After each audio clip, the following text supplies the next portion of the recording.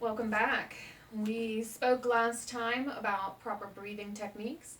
So we're going to take some time today and discuss some different poses that you can use in your yoga practice as resting poses. These poses are still actual yoga poses that we use throughout our practice and our flow, but also that you would use if you were finding yourself at a point throughout the class where you felt like you needed to take a break to either maybe take a drink of water and take a moment to gather yourself. Maybe you've lost your place. Maybe you're in a bit more of an advanced class and you aren't able to quite keep up. Maybe you just are recovering from not doing yoga for a while. Whatever the case may be, you need to take a break during class. This is the poses that you would use to take that break while still being able to do yoga with your class. The first pose that we're going to talk about is our mountain pose. Mountain pose we use a lot foundationally in our yoga practice. When we first begin class, we talk about coming into our mountain pose to get prepared for our class. So that's what we're going to go through the process of now, using mountain to become prepared for class, but also to talk about how we use it to take a break in class. So standing on our mat, sometimes we start in mountain at the top of our mat, depending. Other times we're just going to be in our mountain pose at our break. No matter where we are on our mat, we're going to come into our mountain pose. We're going to start here by taking a moment to rock back and forth, side to side, getting our feet to take a moment to become grounded with the earth through the mat. Focusing in a little bit on our balance, pulling things together here. Then we take our toes and slightly grip the mat with our toes here if we'd like. And we can keep that grip, maintain that grip, or we can relax our toes back to the mat. Next thing we're going to focus on, we should have a micro bend in our knees. Noticing that if we're locking our knees out, that's definitely not appropriate in any yoga practice. We never want to lock our knees out. So we're going to take a moment here to slightly bend, showing a micro bend in our knees. And what that does is allows us to safely take some of the pressure off of our knees. And now we're going to focus up in our thighs, back sides, tightening up our thighs, tightening up our backside, noticing as we engage in each area of our body how it changes our posture, allowing us to further root and ground ourselves with the mat. Now we're moving up. We're going to focus now on our Mula Bandha, on the muscles that are down low in our core. These are the muscles that you would use maybe when you're going to the bathroom to stop your urine flow. Those are the muscles that we now want to tighten up. Now once we've done that, we're going to move our focus up to our core. Focusing now in at our belly button, feeling as though our belly button's being pulled towards our spine. Literally just tightening up in that area, noticing that as we do, it shifts the way that we are standing, it shifts our posture again. The next thing we're going to do is shrug our shoulders up to our ears. Just pulling all of that tension, that tightness that we've been carrying around, just drawing that all up. Now releasing those shoulders down away from our ears, allowing our shoulder blades to slide down our back towards one another. We're opening up at our chest. Chests are open, hearts towards the sky, shoulders back and down. Now focusing in on the crowns of our head. Should feel like the crown of our head is being drawn towards the sky on an imaginary string, just lengthening our bodies, straightening our backs. And this is our full mountain pose. We can have our hands at our sides, palms facing in, gently resting on our thighs. We can open our hands out at our sides, or we can draw that thumb and middle finger together. As we use this pose foundationally to come into our practice, But we also use this as a resting pose.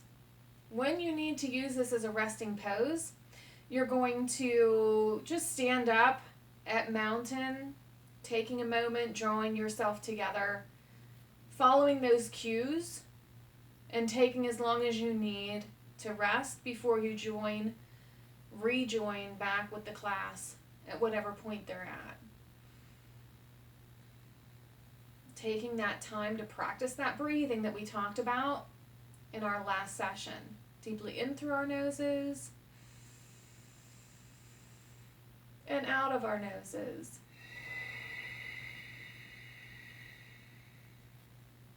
Being able to regroup here. If you're holding your hands open at your sides, metaphorically, this is an opportunity for you to think about those open hands, releasing on that exhale, releasing all of that pent-up negative energy that we've been carrying around. On that inhale, we're drawing in all of that fresh, new, positive energy, bringing that all the way deep down into the bottom of our bellies, holding that breath as we then exhale and release completely up through our throat, out of our noses. And that's how we use mountain as a resting pose. One of our other resting poses that we're going to talk about today is our child's pose. Maybe when you're on the mat in practice, you found that you need to take a moment to get yourself together, to take a breather. And when you come into our child's pose, we're sitting back, taking our back sides over our heels, drawing those hands forward, fingertips coming towards the top of the mat, and just dropping our foreheads down, maybe resting our cheek. If this is uncomfortable with our arms drawn out, we can pull those arms back at our sides, or we can allow those arms to come back alongside of our legs, resting in our child's pose. When we're ready, coming back up and rejoining our class. Our third resting pose that we're going to discuss today is easy pose.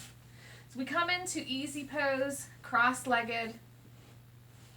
Again, listening and thinking about cues. So when we are preparing in mountain or even resting in mountain, we still want to be engaging our body. We don't want to necessarily just go all willy-nilly. So we still want to focus in on engaging the core, engaging the muscles in the thighs and the backside, engaging that Mula Bandha down low. As we bring our hands either palms face down on our knees, we can have our palms up. We can draw that middle finger and thumb together. Relaxing in our easy pose. Breathing again deeply in through our noses and out of our noses. Our posture should be reflective of a yoga posture. Crowns of our heads drawn towards the sky. Shoulders dropped away from our ears, straight backs, chests out and open. And just taking a moment, or however long we need, to regroup before we rejoin our class. As we rejoin class, you just pick up wherever they've left off. If you need to stop at any point to get a drink, you always want to make sure that you listen to what your body is telling you. Maybe you're not, stopping for a rest period in one of our easy poses, but you're stopping to grab yourself a drink of water.